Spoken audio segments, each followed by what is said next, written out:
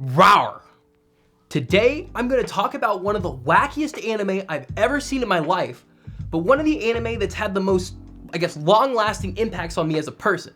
And I don't mean that I'm a furry, because the anime I'm talking about today is basically a furry anime. It's this little show, it's about a bunch of anthropomorphic animals going around doing anthropomorphic animal things, and, it's basically a furry anime. But what the show does that I love so much about it, it asks questions that aren't asked anywhere else. It's very unique. So just keep in mind, don't go buying a fucking fursuit or anything like that. Just take the show for what it's worth and enjoy it. And I'm just gonna talk about it today and why I think it's great. The anime in question today is, of course, Beastars. It's this little Netflix anime. It was immensely popular when it came out a couple years back, mainly due to, the furries. And the whole premise of the show is society has been divided into two different groups of anthropomorphic animals.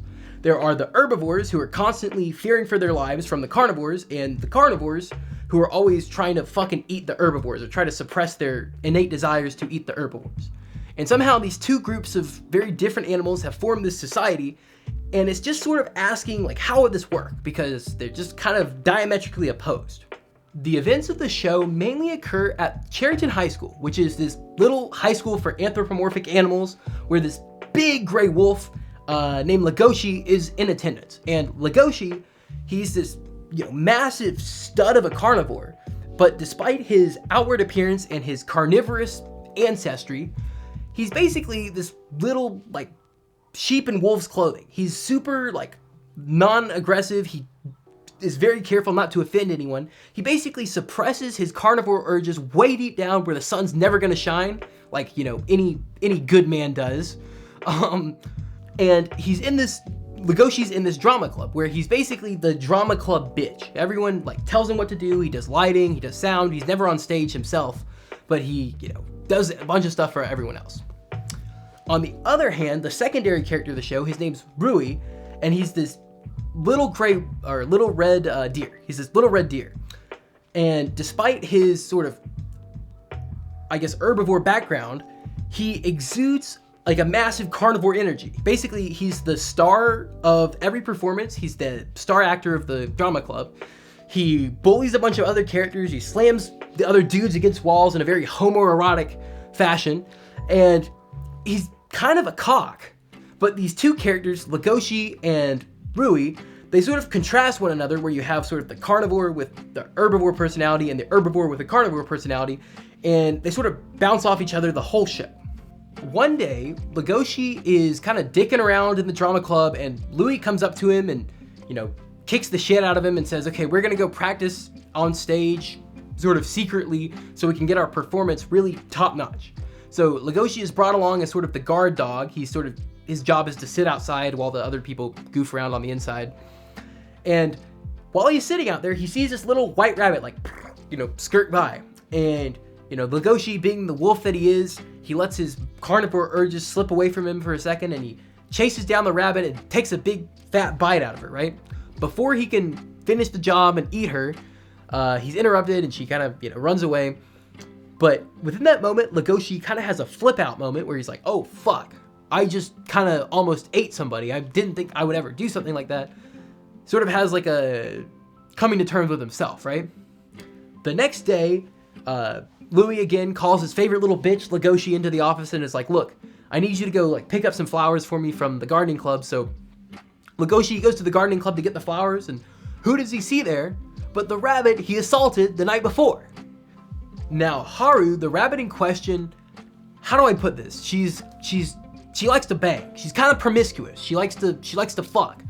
And Legoshi, he doesn't realize this when he comes there, but Haru kind of thinks that Legoshi he's trying to smash, but Legoshi's not. He doesn't know what he's doing. He's kind of freaking out because he almost ate her the night before, and he thinks, oh shit, she's gonna recognize me. I'm gonna get in trouble. But he doesn't catch on. She takes him into the shack, and she starts taking her clothes off to seduce him. And Legoshi goes whoa, what the fuck? I didn't sign up for this. So he runs away, and Haru's left there oh, what the fuck just happened? I thought he was gonna try to smash me, whatever. But So fucking weird. Legoshi, he like runs off and he gets to thinking. He's like, damn, that rabbit was kind of cute. I kind of want to like smash her, but I also kind of want to like eat her. He has this like, you know, inside him there are two wolves moment where one of the wolves wants to like eat this rabbit and the other one wants to like fuck this rabbit. It's really fucking weird, right? I think that moment is kind of one of the weirdest ones in the show. So Legoshi, he goes back to the drama club empty-handed. He's kind of defeated, but he makes up his mind. He says, okay, I'm going to go back tomorrow. I'm going to talk to her again, and I'm going to try to, like, you know, figure out what this is, because I kind of am feeling some shit. He goes back the next day, and who does he see there but Louis? So basically, Rui or Louis, basically the same thing, has also been smashing this rabbit.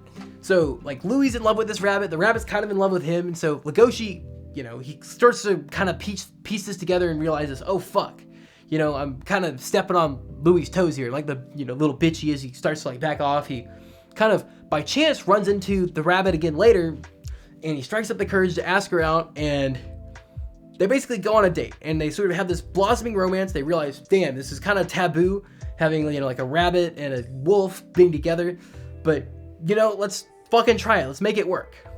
So for the rest of the anime, basically these three characters, Rui, Haru, and Legoshi, they're embroiled in this love triangle. And what I love about this, what I love about Beastars as a show, is it is a masterclass at showing, not telling.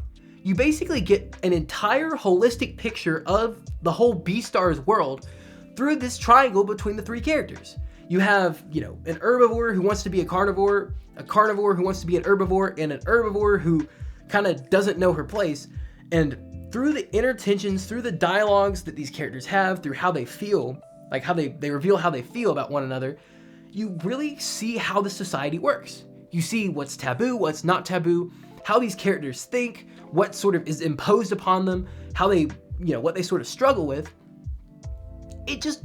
The execution is flawless.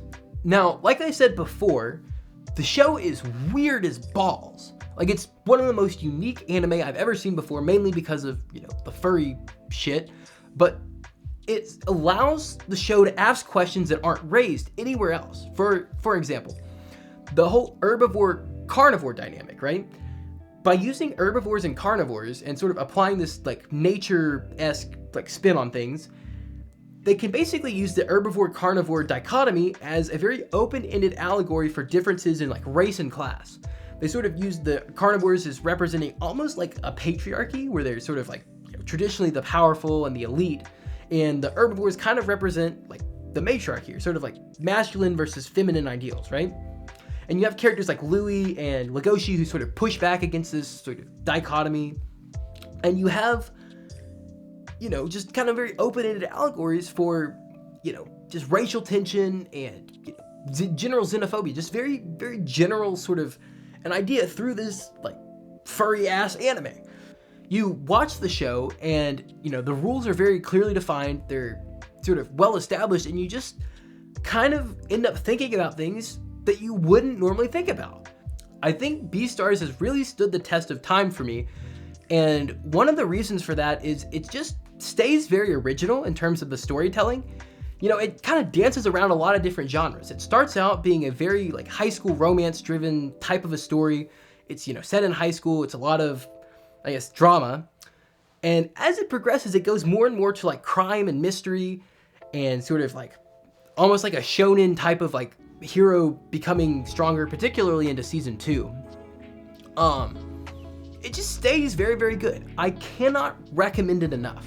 And I swear I'm not a furry. You know, set some fucking limits for yourself so you don't go buy a fursuit after watching it, because I'm sure a lot of people have. It's one of those trap anime you watch and then you're just fucking sucked into a vortex.